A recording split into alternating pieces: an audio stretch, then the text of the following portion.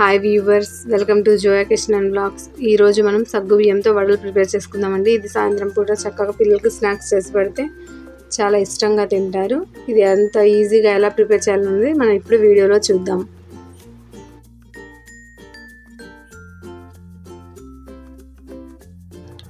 ముందుగా మనం ఒక కప్పు సగ్గు బియ్యాన్ని ఒక గంట సేపు వాటర్లో నానబెట్టేసుకొని ఈ విధంగా తీసుకోవాలి. ఇందులో మనం ఒక పెద్ద సైజు బంగాళదుంపని ఉడకబెట్టి తురుముకొని వేసుకోవాలి.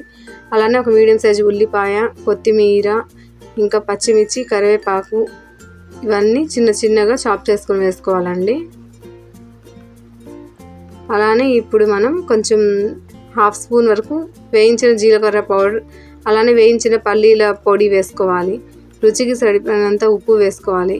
ఇప్పుడు ఇందులో మనం ఒక 2 స్పూన్స్ వరకు బియ్య పిండి వేసుకోవాలి. ఈ బియ్య పిండి వేయడం వలన ఆయిల్ కూడా పీల్చదు, టేస్ట్ కూడా చాలా బాగుంటుంది.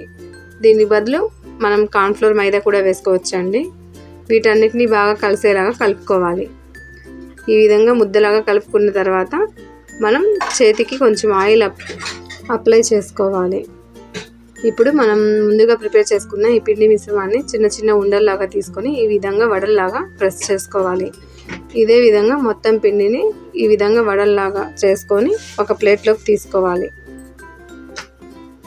ఈ సగ్గుబియ్యం వడలు ఫ్రై చేయడానికి ఒక కడాయి పెట్టి అందులో ఆయిల్ వేసుకొని ఆయిల్ హీట్ ఎక్కిన తర్వాత మీడియం ఫ్లేమ్లో పెట్టుకొని ఈ సగ్గుబియ్యం వడల్ని ఒక్కొక్కటిగా వేసుకొని మీడియం ఫ్లేమ్లో అటు ఇటు కలుపుతూ ఫ్రై చేసుకోవాలి.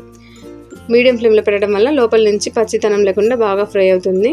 వీటిని రెండు వైపులా ఈ విధంగా కలర్ చేంజ్ అయ్యే వరకు ఫ్రై చేసుకోవాలి. అంతే అండి, ఎంతో నూనె నుంచి సగ్గుబియ్యం వడలు అయితే రెడీ.